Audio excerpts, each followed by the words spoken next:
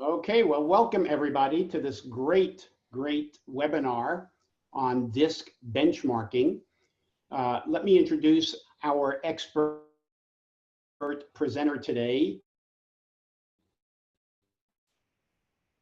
We have Mark Snow, 24/7, and our DISC benchmarking expert. Over the past 16 plus years, Mark has worked with hundreds of leading organizations on a variety of performance improvement initiatives, basically specializing in the areas of leadership impact, strategic performance interventions, instructional design for classroom delivery, and defining success metrics to ensure alignment to business needs. Wow, Mark, that's a lot. So far. Yes, he is. So Mark is also a master certified practitioner of the DISC assessment and has utilized his expertise to provide a deeper understanding of group dynamics and cultural impact with organizations across the globe. So without further ado, Mark, why don't you present on using the DISC benchmarking tool? Perfect. Thank you very much for the introduction. I'm very, very glad to be here today and to talk about a topic that we've been talking about for a long time, but still interestingly, a lot of folks who are out there as practitioners haven't really gravitated towards. So hopefully we'll turn on some exciting new light bulbs and showcase some new opportunities on benchmarking with DISC. So I'll hop right into it and just let me know if I'm not transitioning. So just very quickly, did I move to the next slide there? Yes, you did. Perfect, our technology is working. So the first thing I want to talk a little bit about is why people use pre-hire assessments, pre-hire tools of any kind. And usually what we're looking to do as we bring on pre-hire assessments, the measure that we're looking to adjust or to affect is the turnover, the amount of turnover, and of course the cost of turnover. So here's just some numbers around turnover to sort of set the stage. When it comes to managerial positions, the average time to fill, so between the time someone has left an organization until the time the new hire has been brought in, is 68 days. Now that doesn't count training or onboarding. That's literally the time from one person leaving to the next person being brought on. The recruiting costs alone, so just in terms of the time and resources and expenses around recruiting, is typically around 20% of someone's salary.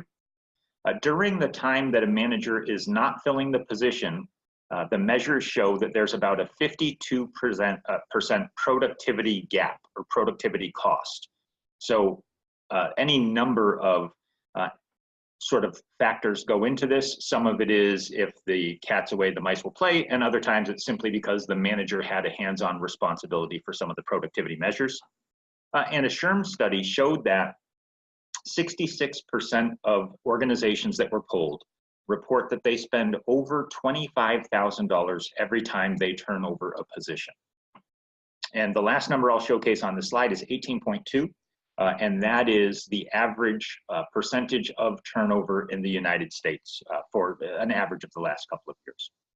So using those numbers as sort of a backdrop, and we have them down in the corner now, we're going to look at a case example. And so what we did is we worked with an organization. It was a medical facilities group in Virginia, and they were having a problem with turnover with their nurses. So they had 800 nurses within their hospital system, and they were experiencing about 27% turnover. So you can see that that is about 9% over the national average in turnover. There was a variety of reasons, burnout and so on and so forth, but they needed to stem that tide of turnover. And so what they were looking to do, bringing on a pre-hire assessment, was to improve that turnover percentage by just 5%. So nothing too outlandish. They just wanted to make a small improvement. And basically the way that the numbers worked is a 27% turnover when you have 800 nurses is 216 of them that they were turning over.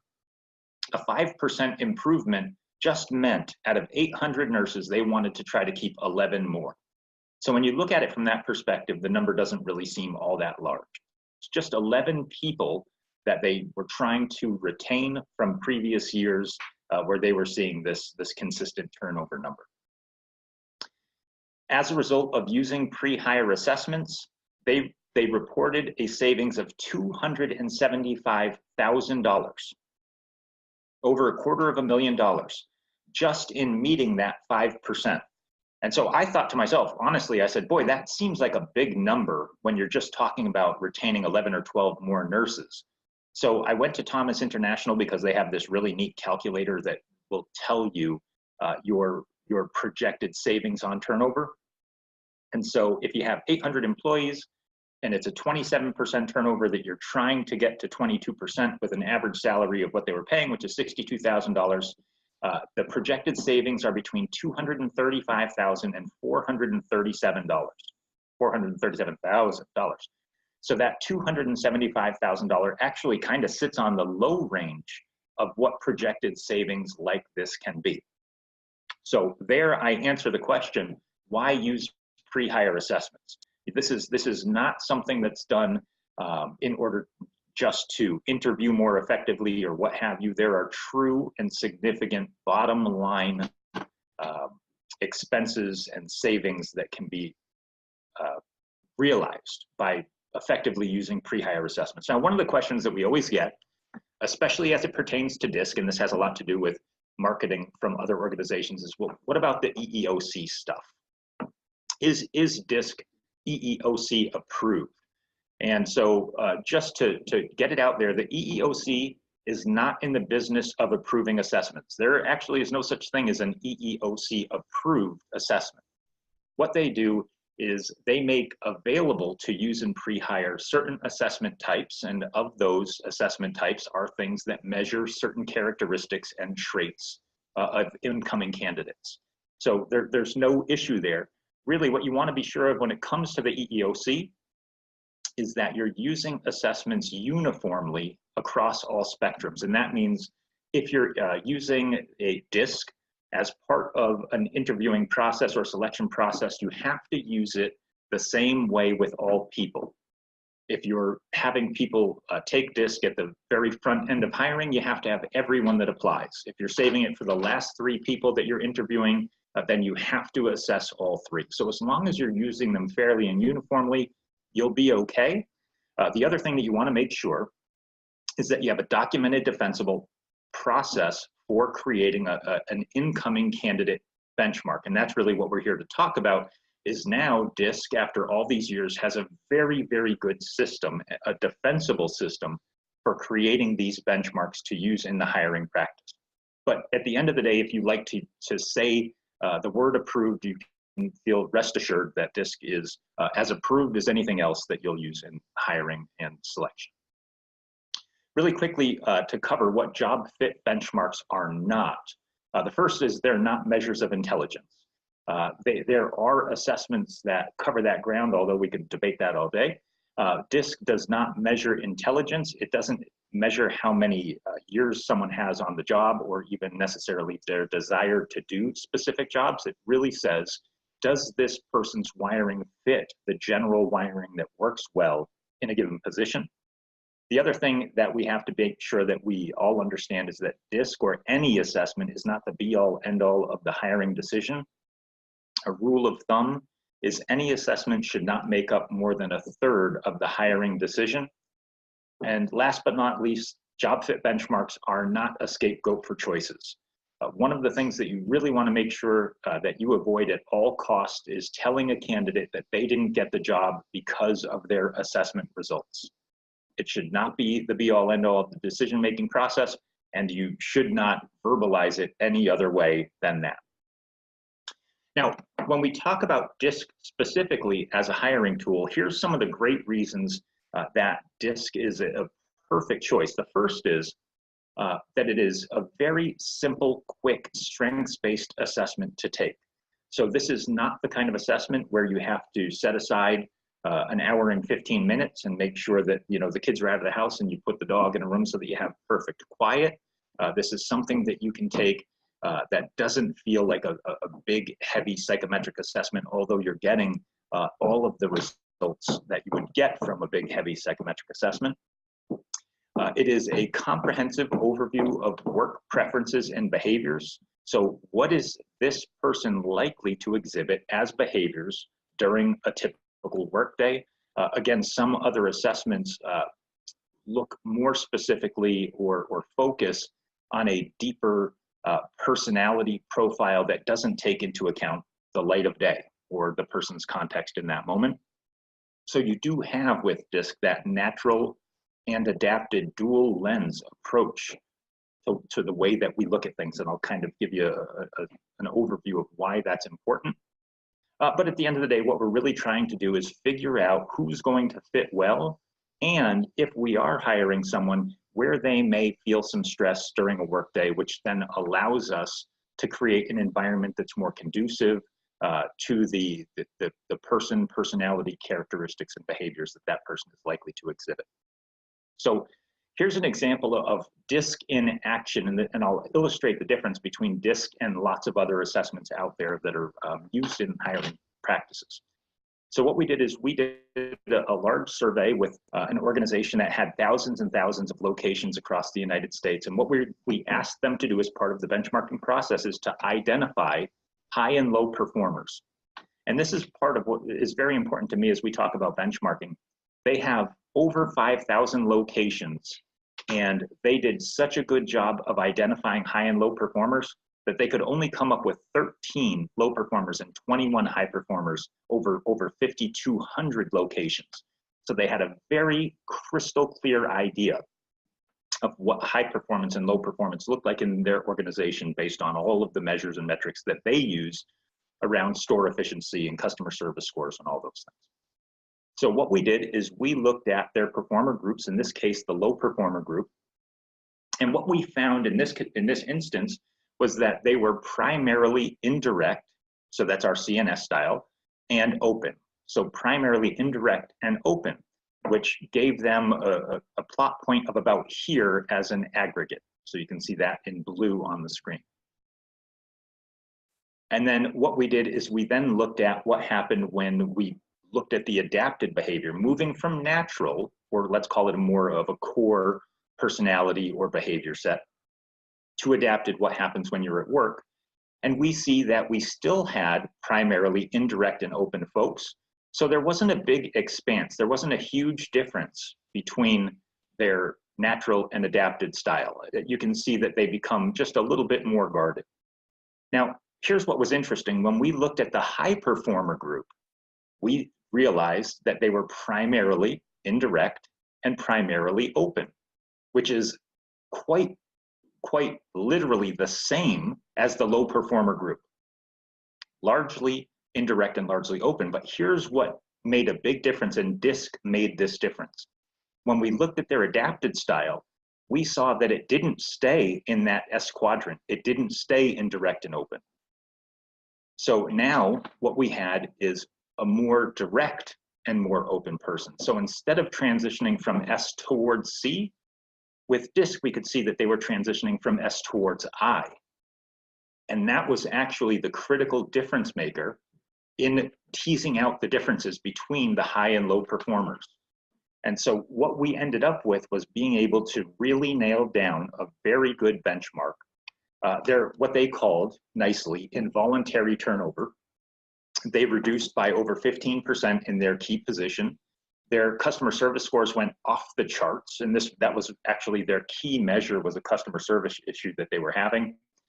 They were having less reported conflicts in the workplace, and they also saw that their low-performing locations started to become more profitable. And it was literally because they started to really sort of key in on hiring people that looked more like their high performers, which was, in this case, a natural S that adapted to I behaviors. So really interesting stuff, but I just want to illustrate that DISC made a critical difference there because it did look at the adapted style, or what happens in a work environment, versus just a core personality.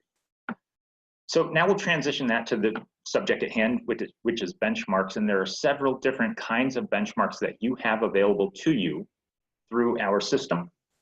And there's preset benchmarks, what I call exemplar benchmarks, but really what that means is sort of single person benchmarks. Concurrent benchmarks, which are high and low performer groups, like the ones that we just looked at in that study, job description or questionnaire benchmarks, and then a combination, which could literally be any number of combinations between those things. And what I'll do is I'll show you how it works within the assessments 24/7 system. So what you have here is our standard assessment portal. So this probably looks very familiar to those of you who log in to your portal often, and for those of you who don't have an account yet, please feel free to reach out and sign up for one. When you're going about the business of creating benchmarks, what you're going to do is use that Managing Assessments tab up on top, and you're going to select that. And then it's just as simple as clicking the DISC Fitness Benchmarks tab. This will bring you into your DISC benchmark library. In my case, I've got a whole bunch in there. For you, you'll probably have a clean slate, or just a couple if you've already tried this. And what you'll want to do now is just to select to add a new benchmark. Once you've done that, you'll be brought to a page where you'll see basically everything at 50%. So ready to go, clean slate here. And from here, you'll click on that Load Scores From button that's directly above the D, I, S, and C, and then make your choice from here. So we'll just walk through these. The first is the preset templates. And with the preset templates, what you're going to have is a number of categories. So it could be medical, like we were looking at with the nurses, purchasing, sales and marketing, management, so on and so forth. So we'll just choose management for purposes of our demonstration here today. And once you've chose management, not all management positions are built the same. So within our preset benchmark, you have a number of different types of management positions that we've already gone through the calibrations of creating these benchmarks for. So again, in our instance, what we'll do is we'll select an office manager. By selecting the office manager, you'll see that automatically the system has generated an opportunity to create a benchmark. You'll also see that there's a description of the role for this particular role.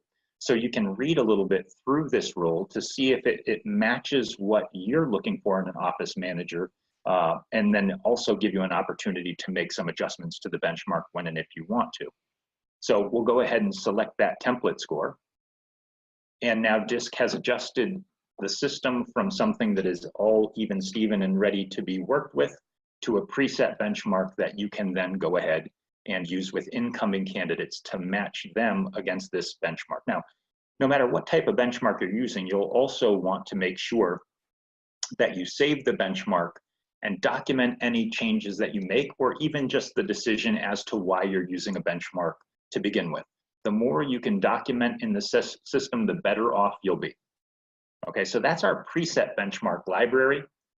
The next opportunity that you have is to create a benchmark using individual user scores. So you just choose the user score. And now you can choose one person or a couple of folks. So what you see here on the screen is in that white box, you have the group, and this is our group of high performers.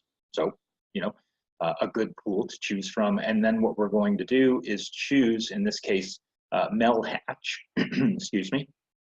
And then we can also make a benchmark based off of Mel's natural score, adapted score, or my preference is to create a benchmark for both so that we have a more full sense of where someone is in both their natural and adapted styles. And again, the system will automatically take care of the benchmark building process for you so that you can save that and use it based on this exemplar, this singular high performer. The next opportunity that you have to create a benchmark is the group average. This is called a concurrent benchmark, and in the world of benchmarking, this is probably what is considered to be preferable. When you have enough folks to add to a group and then average that group out, expand that data set to multiple people, this is usually ideal. So with us, we've chosen our group, and in our case, we're looking at a low performer group, because as much as hiring managers want to hire people that look just like their best, they also want an opportunity to maybe screen out or to assess people against those who don't perform well, so that they know potentially maybe who to avoid as well as who to look for when it comes to characteristics. And again, we have an opportunity to use their natural and adapted score. in order to create the benchmark. And there you go. So again, it just automatically populates, and we can save that, and then I'll show you what it means to begin to use that as well. The next opportunity that you have in the system is the Job Questionnaire. And this is really neat. And I think this was our latest addition in the system. So when you choose Job Questionnaire, what you're going to have the opportunity to do is to take what amounts to the DISC assessment, except instead of for a person, you're taking it for a job. And so you see the set of instructions that come up here, where what we're going to do is ask folks to start an assessment, that what we're going to be asking are a series of questions around what a successful person in a specific position will need to exemplify and also potentially need to avoid. So again, just like DISC, choosing one for most and one for least, how do we think an ideal candidate in this position may act or may make decisions or whatever it might be. And just like DISC, there are 24 forced choice most least items to choose from. And so what happens there similarly is this will create a benchmark based on the scores that you use. Now you'll also see that there's a create request link that you have available to you. By choosing the create request link button, what you can do now is send a link to someone else so that they can take a questionnaire and fill this out, because perhaps the person who's sitting at the computer working inside of our assessments 24/7 system is not the hiring manager or the manager who's going to be supervising the job candidate or whoever else you determine should have a voice or whose opinion you would like on the characteristics of who's going to be successful in this job. So what you can do here is create the benchmark name, create a note that you're going to send along to the person who's going to take the assessment in order to create the benchmark for the job. And there you go. So you have a link available here that now you can cut and paste into an email, send along, and now that person is going to be filling out the assessment in order to create the benchmark. And so you see that I also have one that's completed above it, and all you have to do is select it, and now what it will do is bring up the assessment results, in this case, Jane's office manager responses, and we can work directly from there. So this is an opportunity to get some subjective opinion on what is going to be an effective candidate. Now, where this is useful, I find, is in the instances where you don't have a high performer in a position, not even a single high performer. Maybe it's a brand new position, or maybe it's just a role where you haven't had anyone who's a great fit and you want to try a different way to create a benchmark in order to start to flesh out what true effectiveness is going to be. So that's the other opportunity. And now from there, what you have is an opportunity to create combination benchmarks. And so this is your opportunity, for an example, to have a high performer group benchmark, where then maybe you want to print that out and look at it next to the job questionnaire or some subjective opinions of the job. So the more that you can create benchmarks, create data, and then from there create discussion around precisely what it is that you're looking for in an incoming candidate, the better off you'll be. So in a system where creating benchmarks doesn't cost you anything, there's no reason not to expand this as much as possible for those of you who are out there consulting. It's a great opportunity to have very, very rich conversations around who's being brought into an organization and why. What I also use, and if you haven't heard of this, feel free to just go online and bookmark this. This is the ONET. This is a database that has been created and is updated by the federal government. And so what you can do with the ONET is search by job type. So it could be an office manager, it could be a surgeon, it could be a salesperson. The ONET has tens of thousands of jobs that have all been coded in terms of work characteristics. And if you look at the different words that are being used as they create these different job categories on the ONET, I use this to calibrate the benchmarks that we've created through our variety of means. And what you'll see, in more times than not, is that the ONET is going to back up and validate your benchmark building process. Because when you start seeing words like attention to detail, dependability, persistence, realistic, for those of you who are really familiar with DISC, you can already, just with some of the words that are available to you on the ONET, start to build a DISC profile. And so what you can do is look at the benchmarks that you've created, come to the ONET, and typically what I'll do is I will then capture the URL in my browser bar of whatever the job is, and I will add that to the notes field. And then I'll document any changes I made based on that. But more times than not, you know, if you've done a good job with your benchmark building, all this does is validate the work that you've done. But it's a fantastic resource. If you're out there, if you're a recruiter, or this is a space that's really interesting to you, you'll also see on the ONET what the prospects are for certain jobs. Is it a growth industry? Is it not? Nationally, how many positions are available? What does it pay? There's all kinds of fantastic information available to you for pre-hire through the ONET. So I would say spend some time there. It's really nifty. Okay, so once we've done that, and in my case, we've gone to the ONET to calibrate and sort of revalidate our benchmarking. Now we can come back and make any adjustments, any finalization. If we're working with a client, have that last conversation. Anytime that you're working in this system, until you press save, and even after that, you have an ability to adjust these. So even though what we have is a benchmark that's been created, and we have our, in this case, our high CS, we can, if we need to adjust this simply with our mouse, is go to that sort of white marker that exists on that horizontal line and slide it up or down. So if you make a determination that this is not enough S or too much S, we can simply click on that button and slide it left or right in order to increase or decrease the intensity of that specific behavior. You can really lock in. And I would ask that no one ever necessarily really consider a benchmark a final document. If, let's just say for a sales position, if you come up with a great benchmark, what you'll see is that all of a sudden there's more high performers, but when you have more high performers, that means that your average performer has moved up with it. And so what you can then do is keep refining and keep refining and keep climbing, and just keep that benchmark as a living document rather than something that exists for long periods of time, because so many things can change in an environment or in an organization or in an industry.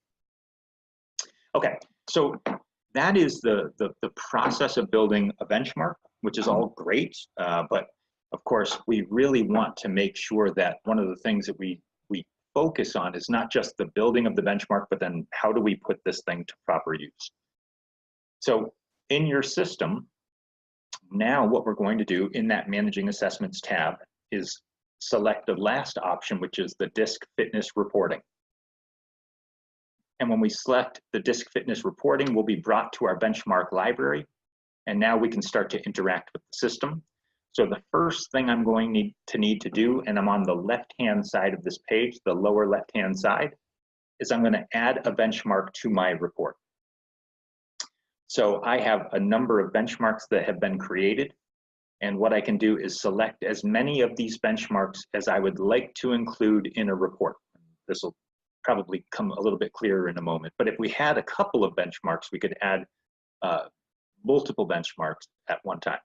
The other thing that we'll need to do is add users. So the benchmarks are the positions, and then the users are your, in our case, job candidates. And you can select as many of those as you want as well, and then add them to your report. And so this is what you'll be looking at, is a list of people. In our case, we have Ben up on the top right, Alex, Peter, Adam, and Tony, and they're all applying for an engineering manager. Now, I've also selected multiple benchmarks. So I'm looking at each of their styles against the high performer benchmark, the low performer benchmark, and also the job questionnaire profile that was built with some subjective opinions. So I can start to get a really good sense of what the percentile match is for each of these people against all of the benchmarks.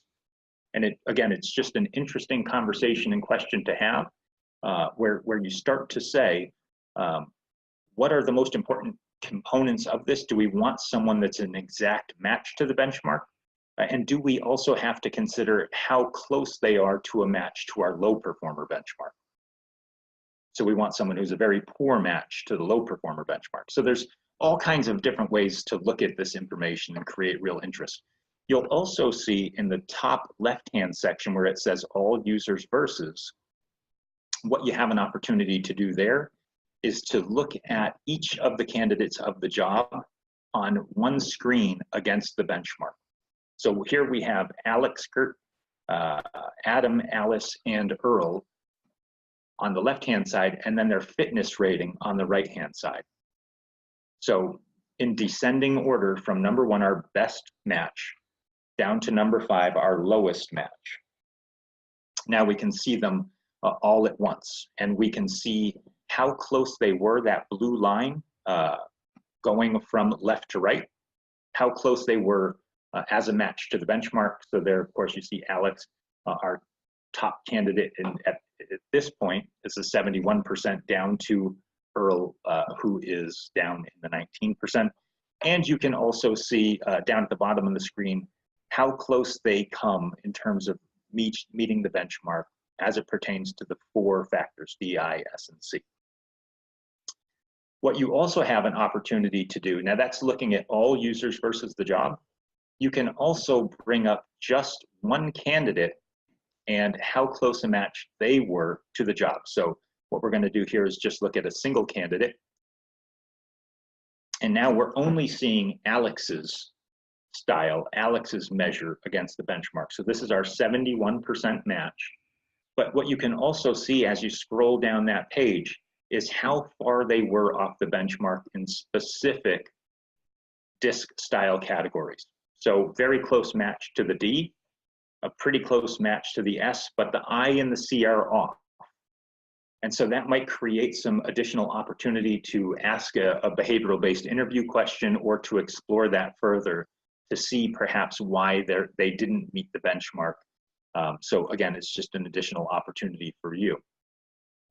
What you also have an opportunity to do is to click on that Generate Fitness Report button. And so here's where we're going to have an even further expansion and opportunity to look at this person in greater detail.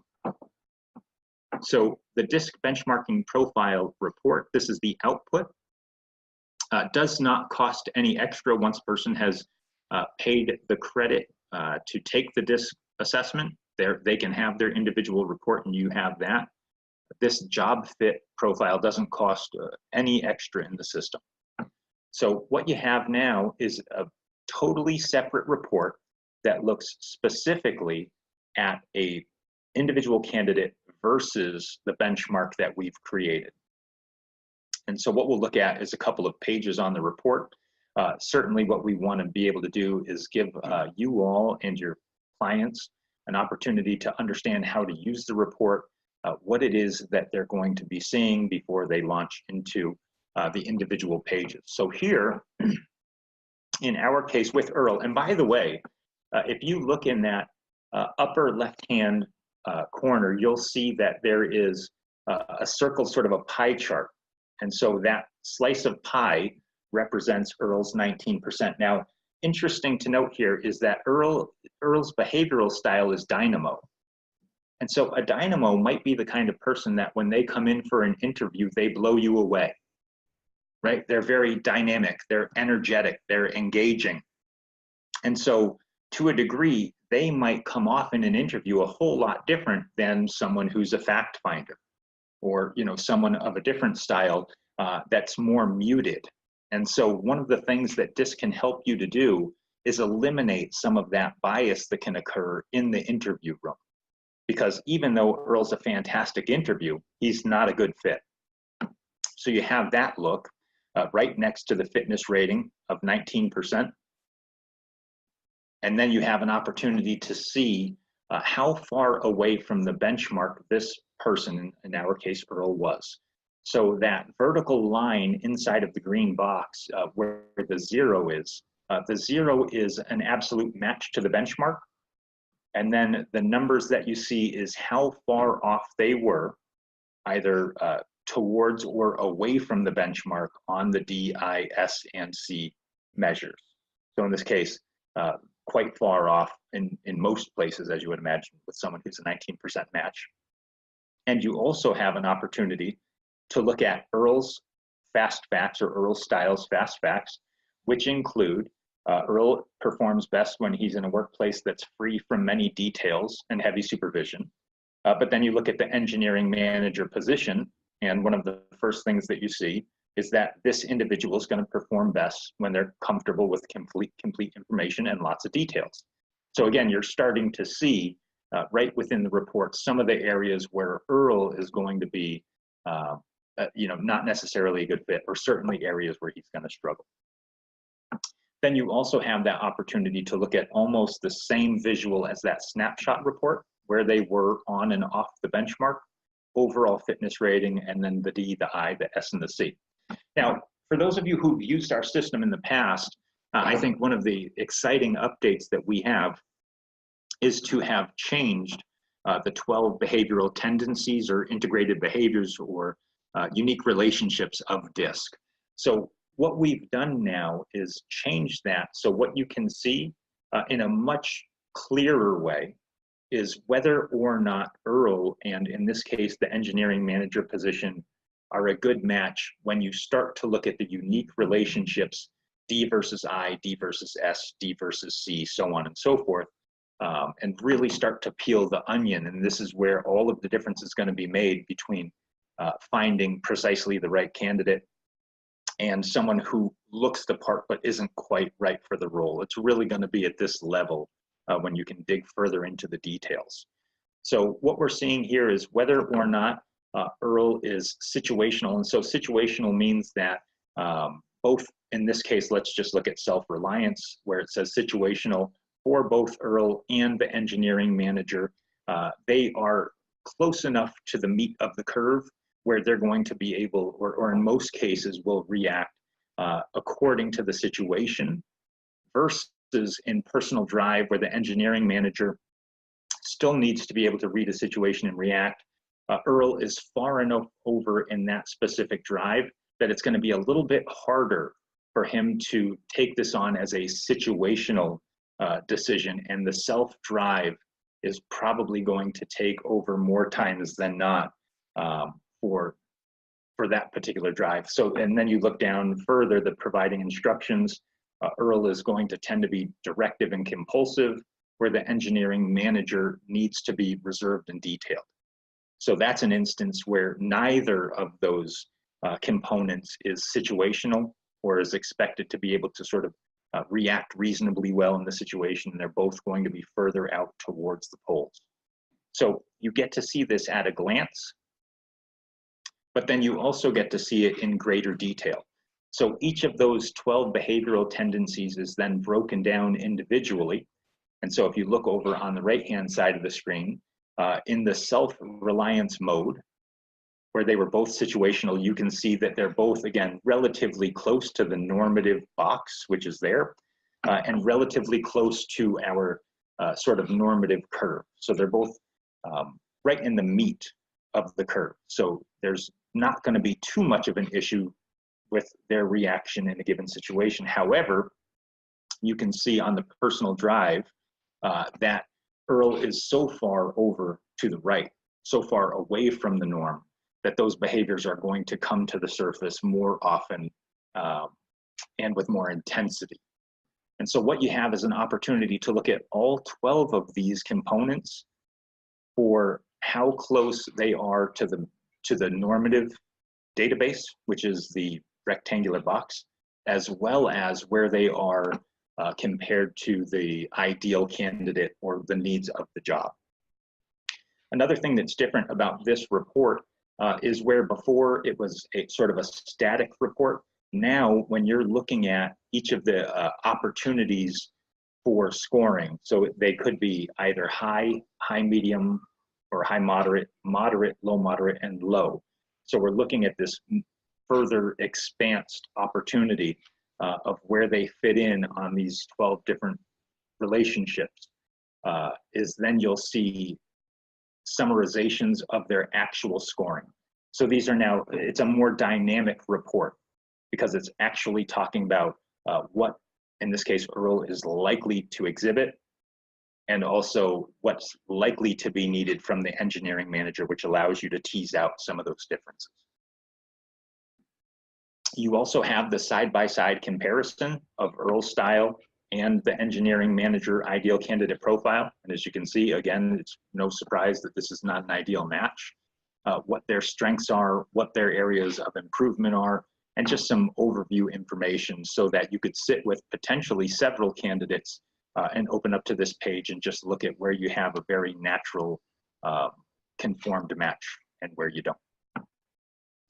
So in summary, what we're looking at is benchmarking as an opportunity to either create new doors to open or to reopen doors that maybe you haven't talked to a potential client in a while. This is a new opportunity to offer them something that they haven't seen or something that they've used, but they haven't used this particular tool in pre-hire. I think that it's going to go over really well. Our system makes everything extremely easy and extremely powerful. There's just so much that you can do here. But you have all of those different variety of options in building benchmarks, and most of it is free. So most of this simply comes with your Assessments 24/7 portal, either free or very, very inexpensive. So a couple of announcements on that, and then we'll open things up. Creating any type of benchmark is free to you. So I think that is a really neat opportunity, because what we're also talking about is including incumbent benchmarks. So high performers in an organization, either that you've worked with or that you'd like to work with, you can use the system to create benchmarks for their high need positions or high turnover positions at no charge. Whether they have 10 or 20 or 50 high performers or low performers, we can create the benchmark at no charge. The only time that you would be charged is when the individual report was something that your client wanted to see. So if we're talking about aggregate scores, where we're just creating a benchmark and you don't need to see the individual scores of folks, let's just go ahead and get you building benchmarks. And then we'll worry about charges once you want to see the individual reports. So here's what I say: create benchmarks for everything and for everyone.